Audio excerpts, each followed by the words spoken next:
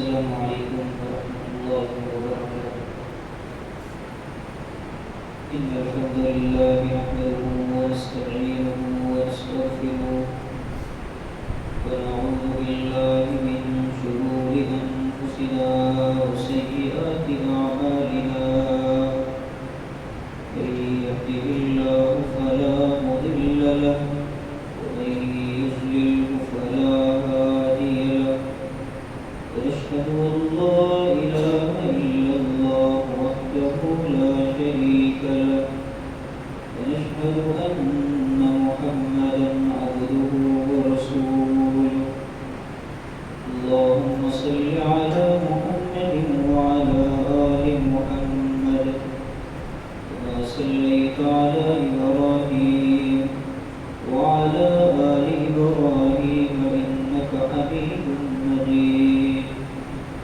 اللهم بارك على محمد وعلى آل محمد كما باركت على إبراهيم وعلى آل إبراهيم إنك حميد مجيد. من يطع الله ورسوله فقد رشد واهتدى ومن يعص الله ورسوله فقد ضل وغوى. أما بعد فإن أصدق الكلام كلام الله وخير الهدي هدي محمد صلى الله عليه وسلم وشر الأمور محدثاتها وكل محدثة بدعة وكل بدعة ضلالة وكل ضلالة في النار.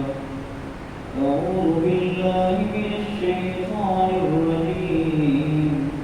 بسم الله الرحمن الرحيم. ومن أحسن قولا ممن دعا إلى الله وعمل صالحا وقال إنني من المسلمين.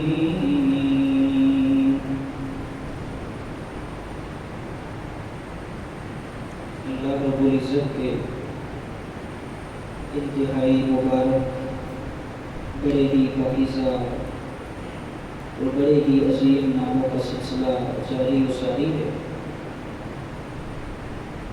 یقینی بات ہے جب انسان نبی اکرم صلی اللہ علیہ وآلہ وسلم کی شان، آپ کی عصمت، آپ کی سیرت کو بیان کرتا ہے، اسی طرح اللہ کی توحید، اللہ کے نام، اللہ کی صفات کو بیان کرتا ہے، انسان کے ایمان میں اضافہ ہوتا چلا جاتا ہے. انسان کے دل کو روحانی طاقت ملتی ہے. امید ہے کہ جس طرح اللہ کے فضل سے مجھے سکون اور خوشی محسوس ہوتی ہے، آپ ساتھیوں کا بھی یہی معاملہ ہوگا. آج ہم نے اللہ رب العزت کے بڑے ہی عظیم ناموں کا ذکر کرنا ہے، جن ناموں کی حیثیت، جن ناموں کی شان اللہ کے ناموں میں یہ ہے کہ بعض محدثین کا کہنا ہے کہ اللہ رب العزت کے جتنے بھی نام ہیں، جتنی اللہ کی صفات ہیں، تمام کے تمام ناموں کی دار و مدار، بنیاد انہی ناموں پر ہے. اور وہ اللہ کے نام الحی القیوم. الحی زندہ رہنے والا، القیوم قائم رہنے والا.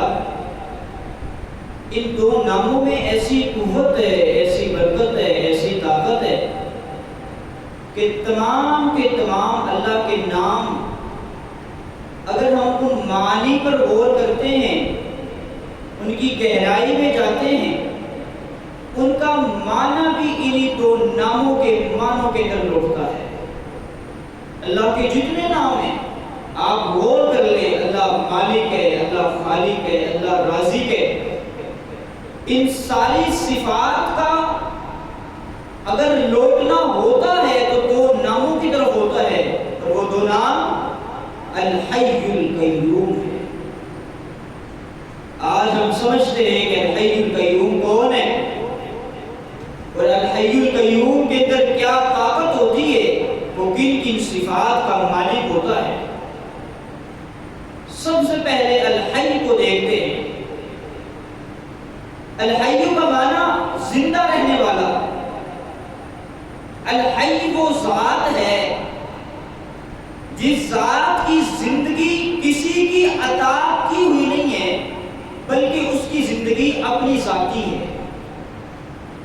الحی کا معنی یہ ہے کہ وہ ذات جس کی زندگی میں انقطاع نہیں ہے، دوام ہے، بقا ہے، ہمیشگی ہے۔ اس کی زندگی کے اندر فنا نہیں ہے، بلکہ اس کو بقا ہے۔ الحی وہ ذات ہے جو اپنی زندگی کا بھی خود مالک ہے، اور دنیا کائنات میں جتنی مخلوقات ہیں، وہ انسان ہیں، وہ حیوان ہیں، وہ چرند ہیں، وہ پرند ہیں، دنیا کائنات میں جتنی مخلوقات ہیں، تمام کی تمام مخلوقات کی زندگیوں کا بھی مالک ہوتی ہے۔ اور آج ہم دیکھتے ہیں یہ صفات دنیا کی کسی ہستی میں ہمیں نظر نہیں آتی، بھلے وہ کوئی فرشتہ ہے، وہ نبی ہے، وہ ولی ہے، وہ متقی ہے، وہ پرہیزگار ہے، وہ اللہ کا باغی، اللہ کا مجرم، اللہ کا نافرمان، جو کوئی بھی ہے، اپنے آپ کو بادشاہ کہنے والا، وڈیرا کہنے والا، چودھری کہنے والا، اپنے آپ کو فقیر سمجھنے والا، غریب اور مسکینی کی کیفیت میں زندگی گزارنے والا، ہمیں دنیا کائنات کے کسی انسان کے اندر، کسی ہستی کے اندر، کسی شخصیت کے اندر یہ صفات نظر نہیں آتی۔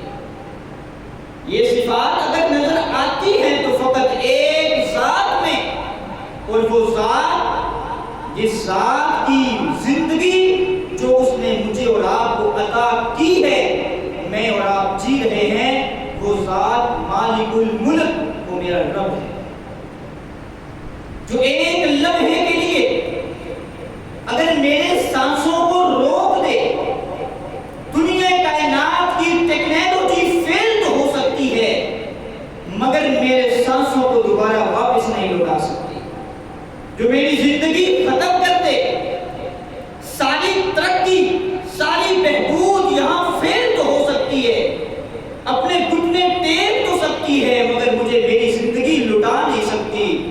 اگر لٹا سکتا ہے تو وہ ایک ذات ہے، اور وہ ہے الحی، جو زندہ رہنے والا ہے، اپنی زندگی کا بھی مالک ہے، وہ میری زندگی کا بھی مالک ہے۔ وہ ایسی ذات ہے جس کو موت تو دور کی بات ہے، نیند بھی دور کی بات ہے، جس کو اونگ تک نہیں آتی۔ دنیا کائنات میں ہم دیکھتے ہیں بڑی بڑی شخصیات کا سامنا ہوتا ہے، بڑی بڑی شخصیات کے تذکرے پڑھتے ہیں، سنتے ہیں، سناتے ہیں، بڑے بڑے اللہ کے اولیاء گزرے، انبیاء گزرے، جلیل القدر شخصیات گزری، ہم دیکھتے ہیں کہ کوئی ایسی شخصیت نہیں گزری جو نیند کے بغیر اپنی زندگی چلا سکے، نیند کے بغیر اپنی زندگی گزار سکے، سکون حاصل کیے بغیر دنیا کے معاملات طے کر سکے، اپنے شب و روز گزار سکے۔ دنیا کے اندر ہمیں کوئی ایسی ہستی نظر نہیں آتی۔ میں کہتا ہوں اگر دنیا کے اندر یہ حق کسی شخصیت کا ہوتا کہ وہ نیند کے بغیر زندگی گزارتا، تو یہ حق میرے محمد مصطفیٰ صلی اللہ علیہ وسلم۔ کیوں؟ ان سے بڑھ کر عظیم اللہ نے دنیا کے اندر بھیجا ہی کوئی نہیں ہے۔ اور میں اپنے ہر خطبے کے اندر، اپنی ہر گفتگو کے اندر نبی اسلام کا اس طرح تذکرہ اس لیے کرتا ہوں کہ اللہ کے بعد دنیا کائنات میں، تمام جہانوں میں بڑی بڑی مخلوقات آئی ہیں، مگر ساری کی ساری مخلوقات میں اگر کوئی برگزیدہ شخصیت ہے تو وہ کائنات کے امام ہے۔ نبی علیہ السلام اسلام ہے، اس لیے نبی علیہ السلام کا ذکر توحید کے اندر ضروری ہے کہ نبی علیہ السلام اگر اپنی زندگی نیند کے بغیر نہیں گزار سکتے تو دنیا کا کوئی انسان یہ حق نہیں رکھتا جو یہ کہے کہ میں اپنی زندگی نیند کے بغیر گزار سکتا ہوں۔ نبی علیہ السلام کی کیفیت یہ ہے، ایک رات نبی علیہ السلام بستر پہ لیٹے ہوئے ہیں، نبی علیہ السلام سونے کی کوشش کر رہے ہیں مگر آپ کو نیند نہیں آ رہی، بڑی کوشش کر لی، رات کا ایک طویل حصہ گزر چکا ہے، کروٹیں بدل رہے ہیں مگر نیند نہیں آ رہی۔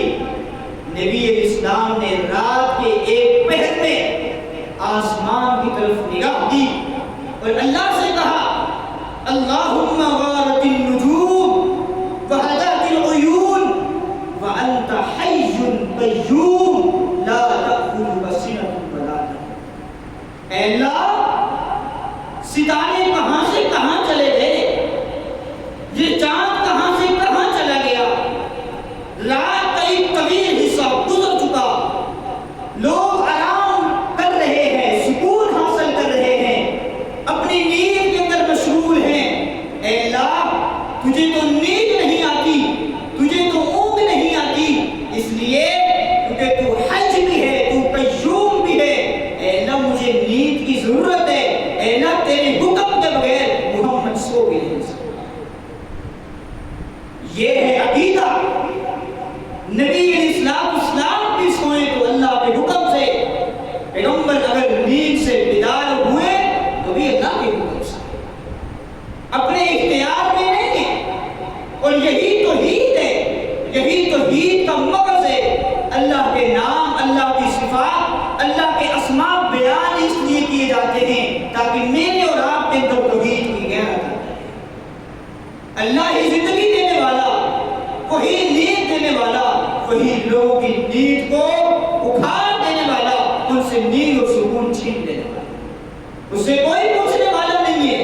اور وہ ایسی ذات ہے، اس کو نیند نہیں آتی، اس کو اونگ نہیں آتی۔ ایک روایت ہے تو اسرائیلی روایت، اس کی سند کوئی مستند تو نہیں ہے مگر اس حوالے سے وہ بالکل اس پہ فٹ بیٹھتی ہے کہ موسیٰ علیہ السلام نے اللہ رب العزت سے کہا تھا، اے اللہ تجھے نیند نہیں آتی، تو سوتا ہے یا نہیں سوتا؟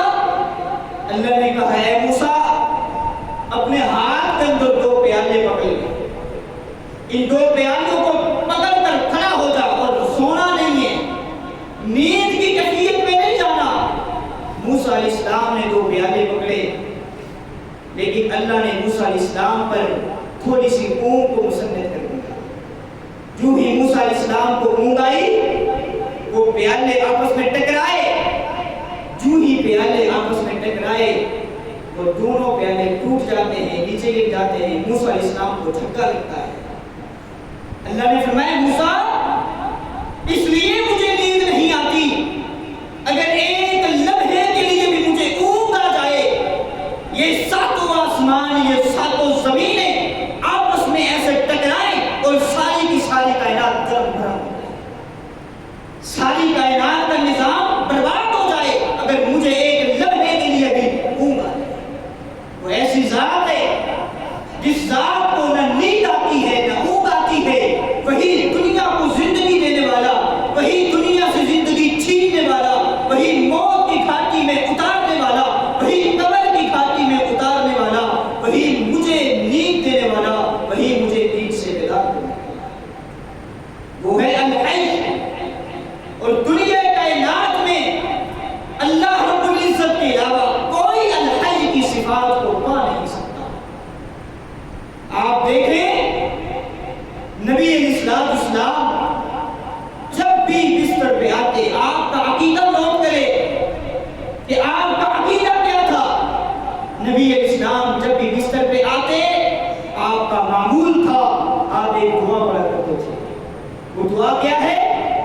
بسمک ربی وضعت جنبی وبک ارفعہ ان امسکت نفسی فارحمها وان ارسلتها فاحفظها بما تحفظ به عبادك الصالحین۔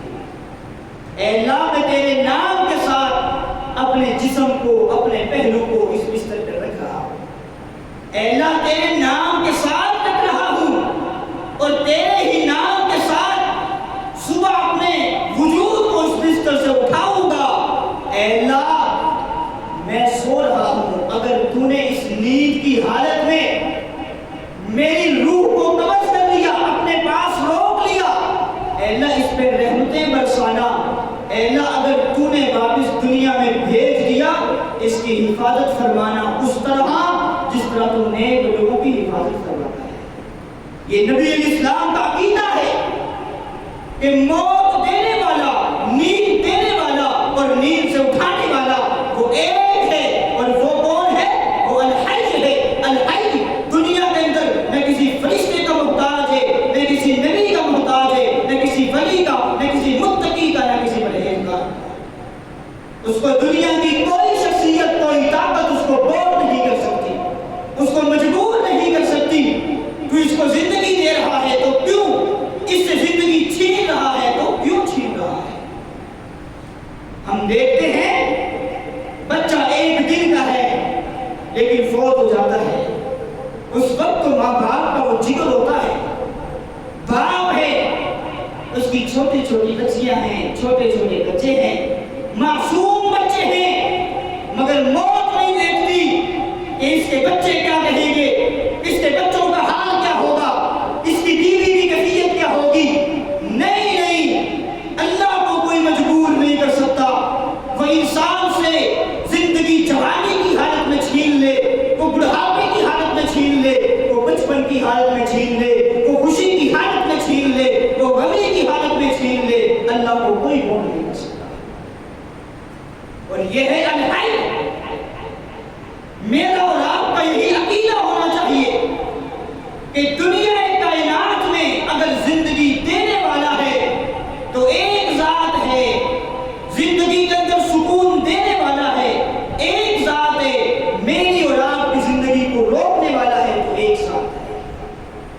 آج ہمارے عقیدے کچے، ہماری نظریات کچے، تھوڑی سی تکلیف آتی ہے ہم اپنا در بدل لیتے ہیں، اپنے الفاظ بدل لیتے ہیں، اپنی کیفیات بدل لیتے ہیں، اپنے نظریات بدل لیتے ہیں۔ میں کہتا ہوں اتنی تکلیفوں کے باوجود اگر ہم اپنے نظریات کو بدلیں گے، بدعقیدہ ہو کے مریں گے اور جہنم کا ایندھن ہو جائیں گے۔ تھوڑی سی تکلیف آئی، اس بزرگ کا رخ کر لیا، تھوڑی سی مشکل آ گئی، اس بزرگ کا رخ کر لیا۔ ایک مسلمان کا عقیدہ اتنا کچا نہیں ہونا چاہیے۔ یہ ہے الحی، جو اپنی زندگی کا بھی خود مالک ہے، جو اس کی زندگی ہے اس کو کسی نے عطا نہیں کی، وہ خود ہے، ازل سے ہے، ابد تک اس کی زندگی کے اندر فنا نہیں ہے۔ وَيَبْقَى وَجْهُ رَبِّكَ ذُو الْجَلَالِ وَالْإِكْرَامِ۔ كُلُّ مَنْ عَلَيْهَا فَانٍ، دنیا کے اندر ہر ایک چیز کو فنا ہے، وہ انسان ہے تو بھی، حیوان ہے تو بھی، دنیا کے اندر جو چیز ہے ہر ایک چیز کو فنا ہے، لیکن ایک ذات ایسی ہے جس کو فنا نہیں ہے، وہ کون ہے؟ وہ الحی ہے، جس کو کبھی موت نہیں آ سکتی۔ کل شیء ہالک الا وجہہ، اللہ کا قرآن کہتا ہے کہ دنیا کائنات کی ہر ایک چیز ہلاک ہو جائے گی، انسان بھی ہلاک ہو جائیں گے، یہ جو چیزیں آپ دیکھ رہے ہو سب کچھ ہلاک ہو جائے گا، ہلاک نہیں ہوگا۔ بقا اگر کسی چیز کو ہے، فنا نہیں ہے، تو وہ ایک ذات کو ہے، وہ ذات الحی ہے جس کو کبھی موت نہیں آ سکتی۔ یہ ہے الحی۔ اور دوسرا القیوم۔ القیوم کون ہے؟ القیوم کا معنی یہ ہے قائم رہنے والا، اور القیوم وہ ذات ہے، وہ ہستی ہے جو اپنے قائم رہنے میں کسی کی محتاج نہ ہو۔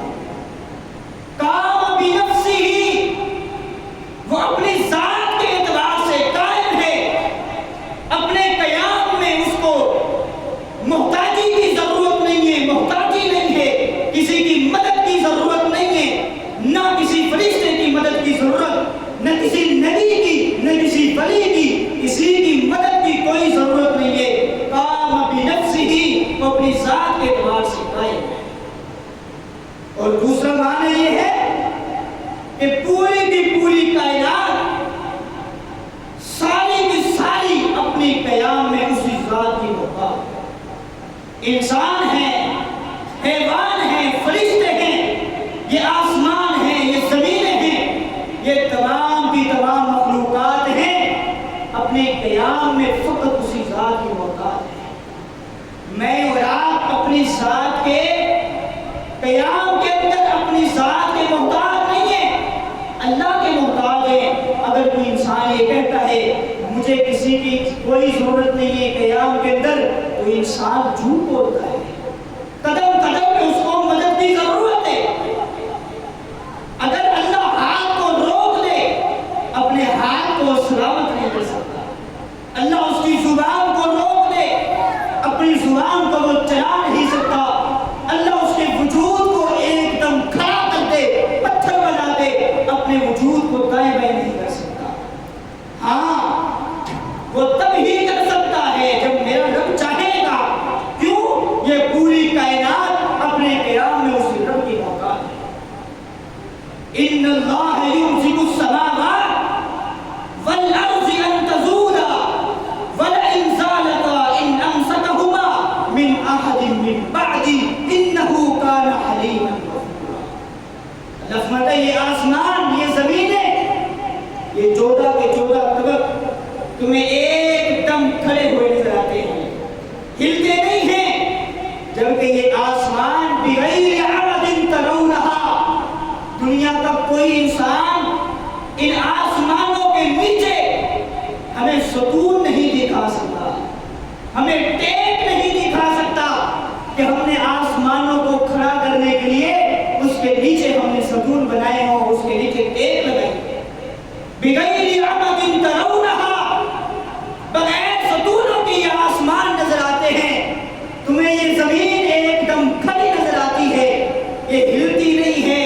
اللہ فرماتا ہے یہ ایسے نہیں ہے کہ بس اس کے پیچھے کوئی راز ہی نہیں ہے، بلکہ اس کو کھڑا کرنے والا، اس کو قائم رکھنے والا، اس کو روکنے والا وہ ایک ہے۔ وہ کون ہے؟ وہ القیوم ہے۔ اگر القیوم ان کو برباد کرنے میں آ جائے، وَلَئِن زَالَتَا إِنْ أَمْسَكَهُمَا مِنْ أَحَدٍ مِّن بَعْدِي، اللہ فرماتا ہے اگر یہ آسمان تباہ کر دیں، ہم ان زمینوں کو برباد کر دیں، ہلا کے پوری کائنات کا نظام درم برم کر دیں، دنیا کے اندر کوئی ایسی ہستی نہیں ہے جو آسمانوں کو تھام لے، جو زمینوں کو تھام لے، ان کائنات کے نظام کو تھام کر جیسے ہم نے کھڑا کیا ہے ویسا کھڑا کر دے۔ اللہ کی علاوہ، القیوم کے علاوہ کوئی نہیں، وہی قائم رکھنے والا ہے، وہی قائم رکھنے والا ہے۔ اللہ فرماتا ہے یہ تمہیں آسمان کے نیچے سمندر نظر آتا ہے، اس سمندر کے اندر تم جہاز چلاتے ہو، کشتیاں چلاتے ہو، بیڑے چلاتے ہو، یہ سمندر کی لہروں کو، موجوں کو چیرتے ہوئے آگے چلے جاتے ہیں، اس کے اندر ڈوبتے نہیں ہیں۔ تم کیا سمجھتے ہو تمہارا اپنا ہنر ہے، یہ تمہارا فن ہے؟ ایسی بات نہیں ہے۔ اللہ فرماتا ہے ان کشتیوں کو بھی روکا ہوا ہے تو ہم بھی روکا ہوا ہے۔ اگر ہم ان کشتیوں کو برباد کر دیں، ان کو ہلاک کر دیں، پانی کے اندر غرق کر دیں، دنیا کی کوئی ایسی ہستی نہیں ہے جو کشتی پانی کے اندر ڈوب رہی ہے اس کو تھام دے۔ آج ہمیں جگہ جگہ سے یہ بات سننے کو ملتی ہے کہ ڈوبی ہوئی کشتی معین الدین چشتی، اللہ کے بندو، یہ عقیدے کے اندر بدعقیدگی، یہ غلیظی کی باتیں میرے اور آپ کے عقیدے کو برباد کر سکتی ہیں۔ کر سکتی تو کیا یہ کر رہی ہے، اور ایک وقت آئے گا اگر انہی بے اصول باتوں پہ ہم کھڑے رہے تو جہنم کا ایندھن بنا دیا جائے گا۔ کشتیوں کو بچانے والا، تھامنے والا ایک رب ہے۔ آپ نے دیکھا نہیں جب نبی علیہ السلام فتح مکہ کے دن بیت اللہ کے اندر داخل ہو رہے ہیں، پوری دنیا میں کفر کو للکارا، اور آج نبی علیہ السلام نے ایک نعرہ بلند کیا ہے، قل جاء الحق وزهق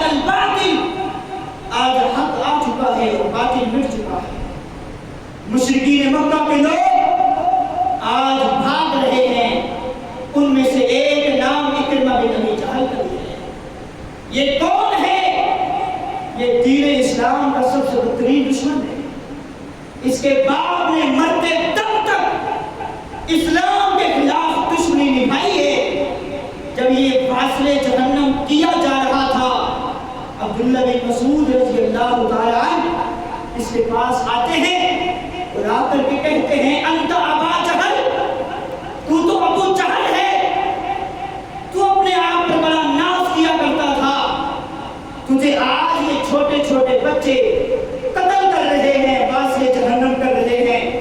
یہ آگے سے بدبخت کہتا ہے آج کبھی دیکھنے سے پہلے میں مر کیوں نہیں گیا کہ مجھے یہ قتل کر رہے ہیں. چلو کوئی بات نہیں، اگر تم لوگ مجھے قتل کر رہے ہو تو میری گردن کو ذرا اوپر سے کاٹنا تاکہ پتہ چلے یہ کسی چوکری اور وڈیرے اور سردار کی گردن ہے. ساری زندگی اسلام کے ساتھ دشمنی نبھائی. آج اس کا بیٹا جب اسلام بیت اللہ کے اندر داخل ہو چکا ہے، مکہ کے اندر داخل ہو چکا ہے، یہ بھاگ جاتا ہے، یمن کا رخ کر دیتا ہے. ساحل سمندر پر کشتی تھی، اس کے اندر بیٹھ گیا. جو ہی کشتی چلی تھوڑا سا بھول گئی، اللہ نے پانی کے اندر ہلچل پیدا کر دی، پانی کے اندر طوفان آ گیا، یہ کشتی ہچکولے کھانے لگ گئی. اب اللہ کہنے لگا لوگوں کشتی کے اندر تم سب لوگ موجود ہو، میں تمہیں یہ کہتا ہوں اخلصوا لہ الدعاء، لوگوں اپنی اپنی دعاؤں کو خالص کر لو، اپنی اپنی پکار کو خالص کر لو، اپنی اپنی ندا کو خالص کر لو. انہوں نے یہ سمجھا کہ شاید ہم کافی بتوں کو آواز لگا رہے ہیں، منات کو بھی، لات کو بھی، عزا کو بھی، ہم ان میں سے کسی ایک کا انتخاب کریں. بالآخر اکرمہ بن ابی جہل نے لات اور عزا کا انتخاب کیا کہ شاید میری مشکل، میری اس مصیبت میں میرے کام آ سکتے ہیں، تو لات آ سکتا ہے یا عزا آ سکتا ہے. جب بات نہ بنی ملا کہنے لگا او لوگوں کشتی میں موجود تم سب لوگوں سے یہی کہتا ہوں اپنی دعاؤں کو خالص کر لو، اپنی دعاؤں کو خالص کر لو. یہ کہتے ہیں پہلے ہم سب کو آواز لگا رہے تھے لیکن معاملہ اسی طرح تھا، ہم نے ان میں سے ایک دو کا انتخاب کر لیا ہے، اب سمجھ نہیں آ رہا انتخاب کا معنی کیا ہے. تو بتا، آئے روز تیرے ساتھ سمندر کے اندر یہ معاملہ بنتا ہے، تو کشتی چلاتا ہے، آئے روز یہ موجیں یہ لہریں تجھے گھیر لیتی ہیں، اپنے شکنجے میں کاٹ لیتی ہیں. ان مشکلات میں، اس مصیبت میں، اس تکلیف کے عالم میں تو کیا کہتا ہے؟ وہ بندہ کہنے لگا جب اس تکلیف میں آتا ہوں تو فقط ایک ذات کو پکارتا ہوں. لوگوں جب تک تم اس ذات کو نہیں پکارو گے، آواز نہیں لگا سکتے، تمہارے لات، تمہارے عزا، تمہارے بزرگ، تمہاری شخصیات، تمہاری ہستیاں تمہاری مدد کے لیے یہاں نہیں آ سکتے. وہ کہتا ہے بتا ہم کس ذات کو آواز لگائیں؟ اللہ کہنے لگا اگر بچنے کا ارادہ ہے تو فقط ایک ذات کو آواز لگانی ہے. آواز کیا ہے؟ کہہ دیجئے لا الہ الا اللہ. سمندر کے اندر کشتی کو پار لگانے والا، سمندر کے اندر کشتی کو قائم رکھنے والا کون ہے؟ وہ میرا رب ہے، وہ القیوم ہے. وہ کشتی کو اگر چلائے تو وہی چلا سکتا ہے، اگر کشتی کو غرق کرنے پہ آئے دنیا کی کوئی ہستی، دنیا کی کوئی طاقت کشتی کو بچا نہیں سکتی. آج ہم دیکھتے نہیں ہیں، سوشل میڈیا کا دور ہے، پتہ چلتا ہے کہ فلاں جہاز پانی کے اندر غرق ہے، دنیا والے دیکھنے کے لیے گئے ہیں مگر ان کا بھی نام و نشان مٹ چکا ہے. کیوں مٹ چکا ہے؟ کیونکہ میرے رب کی اجازت نہیں ہے، ان کو میرے رب نے روکا نہیں ہے، ان کے قیام کو میرے رب نے نہیں کیا. جب میرے رب نے ان کے قیام کو مانا ہی نہیں ہے، وہ دنیا کے اندر دوبارہ آ کیسے سکتے ہیں؟ وہ دنیا کی ہر چیز کو قائم رکھنے والا، وہ آسمانوں کو قائم رکھنے والا، وہ زمینوں کو قائم رکھنے والا، وہ میرے وجود کو قائم رکھنے والا ایک ہے، وہ القیوم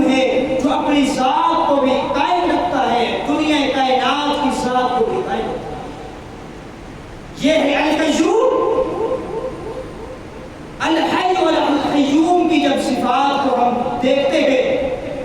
اب جب دونوں صفاتوں کو آپس میں ملاتے ہیں تو شریعت کی اصطلاح میں ان صفات کا نام اسم اعظم ہے. یہ بہترین اور اہم ترین نکتہ ہے جو آج ہمیں سمجھنا ہے کہ اسم اعظم کیا ہے.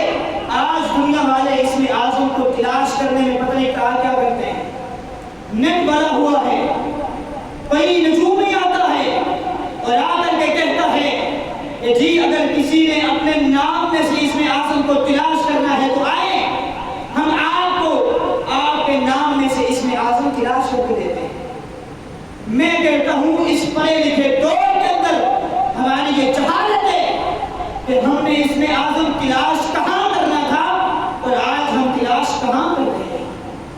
نبی علیہ السلام کا فرمان ہے, اے میرے صحابہ, ان اسم اللہ الاعظم, یہ اسم اعظم قرآن مجید میں تلاش کرو, کسی بزرگ کے کلام میں نہیں, کسی بزرگ کی کسی گفتگو میں نہیں, اپنے نام کے حروف میں نہیں تلاش کرنا, بلکہ اگر اس کو تلاش کرنا ہے تو قرآن مجید میں تلاش کرنا ہے. میرے صحابہ, قرآن مجید میں بھی اگر اسم اعظم کو تلاش کرنا ہے تو فقط 3 سورتوں میں تلاش کرنا ہے. سب سے پہلی سورت کیا ہے؟ سورہ بقرہ. اگر اسم اعظم کو تلاش کرنا ہے سورہ بقرہ میں کرو. اسم اعظم کو تلاش کرنا ہے سورہ آل عمران میں کرو. اگر اسم اعظم کو تلاش کرنا ہے تو سورہ طٰہٰ میں کرو. اور ہم کہاں تلاش کر رہے ہیں؟ آج کوئی کہتا ہے کہ حافظ صاحب میں نے اپنے نام میں سے اسم اعظم کو تلاش کرنا ہے, میرے نام کے حروف اس کے جو ابجد بنتے ہیں ان میں سے اللہ کا جو نام نکل آئے گا, میرے ہاں وہ اسم اعظم ہے, آپ کے ہاں وہ اسم اعظم ہے جو آپ کے نام میں سے نکلے گا. یہ فقط جہالت ہے. اسم اعظم اگر تلاش کرنا ہے تو اللہ کے قرآن میں, اللہ کے قرآن میں سے اگر تلاش کرنا ہے کہ سورہ بقرہ میں, سورہ آل عمران میں اور سورہ طٰہٰ. جب ہم قرآن مجید کی تلاوت کرتے ہیں ایک مقام تک پہنچتے ہیں, اللہ فرماتے ہیں اللہ لا الہ الا هو الحی القیوم. سورہ آل عمران کی تلاوت کرتے ہیں, اللہ فرماتے ہیں الف لام میم اللہ لا الہ الا هو الحی القیوم. اور سورہ طٰہٰ کو پڑھتے ہیں ایک مقام تک پہنچتے ہیں, اللہ فرماتا ہے وعنت الوجوہ للحی القیوم. اس میں اعظم کیا ہے؟ نبی علیہ السلام نے بذات خود اپنی زبان سے اس میں اعظم بتایا نہیں ہے کہ یہ الفاظ اس میں اعظم ہے, بلکہ اس کی نشاندہی کی ہے کہ آپ نے اس میں اعظم کو اگر تلاش کرنا ہے تو ان میں سے تلاش کرنا ہے. صحابہ کرام فرماتے ہیں ہم نے جب اس میں اعظم کو تلاش کیا ہے ہم ایک نتیجے تک پہنچے ہیں, اس میں اعظم اللہ رب العزت کے ناموں میں سے سب سے عظیم, سب سے پاکیزہ نام یہ الحی القیوم ہے. الحی القیوم یہ اسم اعظم ہے. اس کے بارے نبی علیہ السلام کا فرمان ہے ان اسم اللہ الاعظم. اے میرے صحابہ, یہ اسم اعظم جو آپ نے قرآن میں سے تلاش کرنا ہے یہ اللہ کا ایسا نام ہے, ایسا نام ہے, اگر اس اسم اعظم کے ساتھ اللہ سے جو کچھ مانگو گے اذا دعی بہ اجابا, جو کچھ مانگو گے اللہ ویسے وہ کچھ آپ کو عطا کرے. آپ دیکھیں ہم آج دنیا سے ملتے ہیں, لوگوں سے ملتے ہیں, لوگ کہتے ہیں حاج صاحب ہمیں ہماری دعاؤں کی قبولیت نظر نہیں آتی, اس میں اعظم بھی پڑھ کے دیکھ لیا ہمیں کوئی فرق نظر نہیں آتا, معاملات جیسے بگڑے تھے ویسے بگڑے نظر آتے ہیں, ہمیں کوئی حل بتائیں. نبی علیہ السلام کی زبان سے بڑھ کر سچی زبان اللہ کی قسم اس دنیا کے اندر کوئی. میں کہتا ہوں دنیا کا کوئی انسان اگر نبی علیہ السلام کی زبان سے نکلے ہوئے جملوں کے بارے تکذیب کی بات تو دور کی بات ہے, شک کی بھی گنجائش رکھتا ہے, اللہ کی قسم اپنے ایمان سے ہاتھ دھو بیٹھتا ہے. کیونکہ نبی علیہ السلام کی زبان سے نکلا ہوا جملہ غلط نہیں ہو سکتا. یہ میرا اور آپ کا عقیدہ ہونا چاہیے کہ میری بات جھوٹی بھی ہو سکتی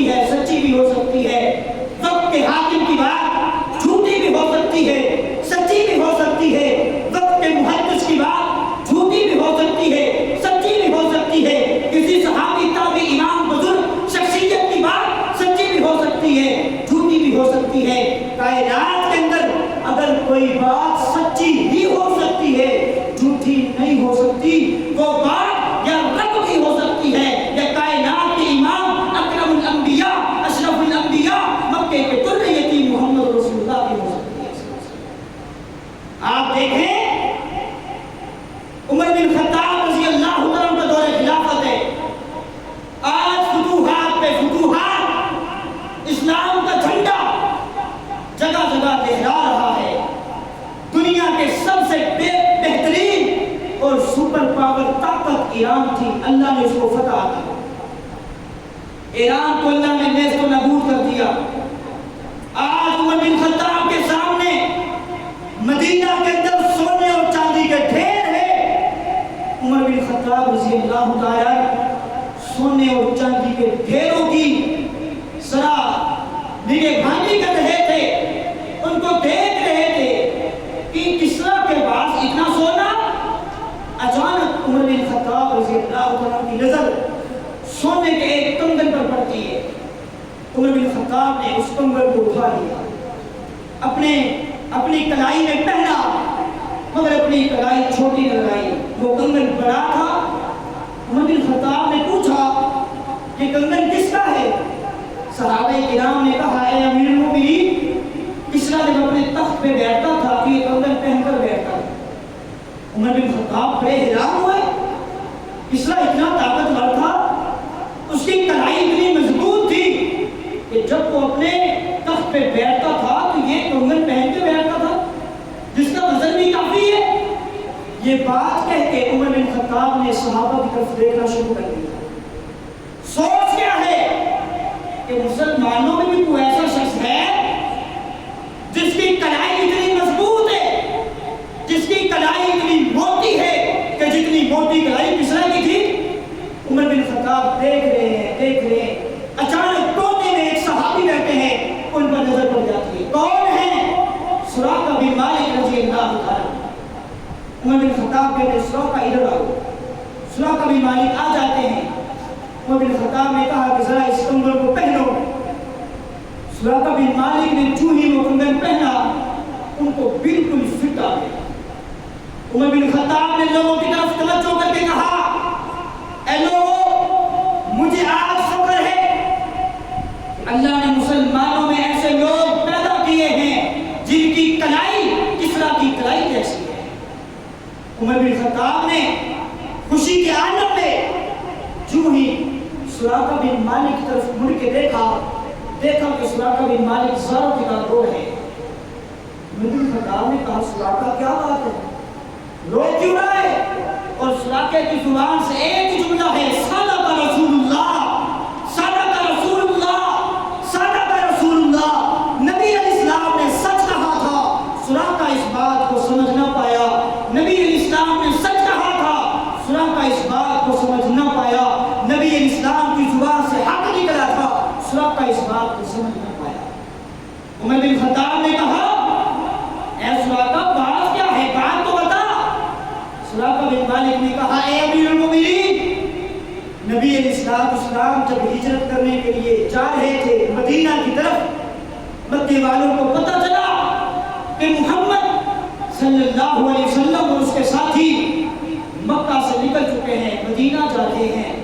انہوں نے پیچھے سے اعلان کر دیا لوگوں، جو شخص محمد کی گردن لے کے آئے گا یا محمد کو لے کے آئے گا صلی اللہ علیہ وسلم، اس کو 100 اونٹ انعام دیا جائے گا. 100 اونٹ آج کم و بیش 5 کروڑ کا بنتا ہے. 5 کروڑ انعام دیا جائے گا. سراقہ بن مالک نے کہا بڑے لوگ نکلے، شاہ سوار، بڑے جنگجو، گھوڑوں کو تیز بڑھانے والے نکلے، مگر نبی علیہ السلام کسی کو نہ ملے تھے، فقط مجھے ملے تھے. نبی علیہ السلام کو جب میں نے دیکھا، میں نے اپنے گھوڑے کی لگام کو کسا.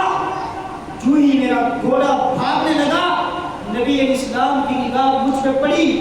ایک دم میرے گھوڑے کے دونوں پچھلے پاؤں زمین کے اندر دھنس گئے.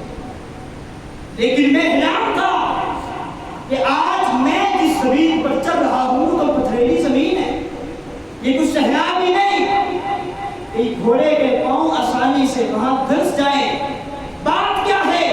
نبی علیہ السلام کے ہونٹ ہل رہے ہیں اور نبی علیہ السلام مجھے کہہ رہے ہیں اے سراقہ، آج چند ٹکوں کی خاطر تو محمد کو قتل کرنے کے لیے آیا ہے صلی اللہ علیہ وسلم، جبکہ میرا رب مجھے بتا چکا ہے ایک وقت وہ زندگی تیری میں آئے گا کہ تو اسلام کے اندر داخل ہو چکا ہوگا.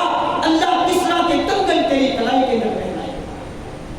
میں نے کہا کسریٰ کے کنگن اور میری کلائی میں یہ بات عقل میں نہیں آتی، لیکن اس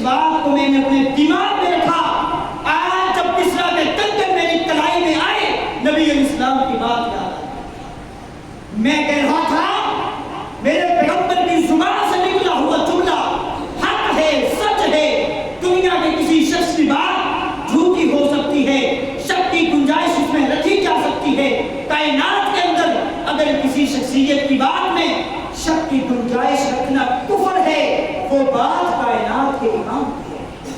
فإن أصدق الكلام كلام الله وخير الهدي هدي محمد صلی اللہ علیہ وسلم. کائنات کے اندر اگر سب سے سچی بات ہے تو میرے رب کی ہے. میرے رب کے بعد اگر کائنات کے اندر سچی بات ہے تو کائنات کے امام کی ہے. نبی علیہ السلام فرما رہے ہیں اے میرے صحابہ، یہ اسم اعظم ہے. دنیا کائنات کا کوئی انسان اسم اعظم کے ساتھ اپنی مشکل میں، اپنی تکلیف میں، اپنی پریشانی میں اللہ سے جو کچھ مانگے گا اللہ اسی کا اس کو عطا کرے.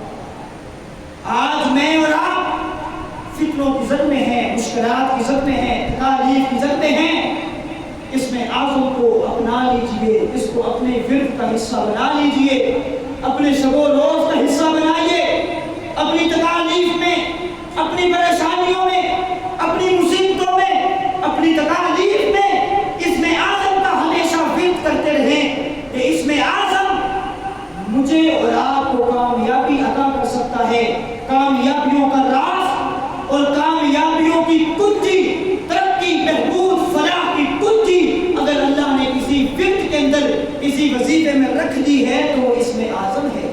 اس وقت ترمذی میں آتا ہے نبی علیہ السلام کے بارے سیدنا انس فرماتے ہیں کہ نبی علیہ السلام جب بھی کسی مصیبت کا سامنا کرتے، جب بھی کسی مشکل میں آتے، آپ ایک دعا پڑھا کرتے تھے، یا حیّ یا قیوم برحمتک استغیث اصلح لی شأنی کلہ ولا تکلنی الی نفسی طرفۃ عین. اسی دعا کو اپنی زندگی کا معمول اور حصہ بنا لیجیے.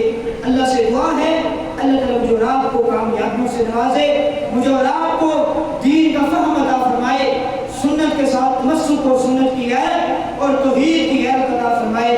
اقول قولی ھذا وآخر دعوانا الحمد للہ رب العالمین.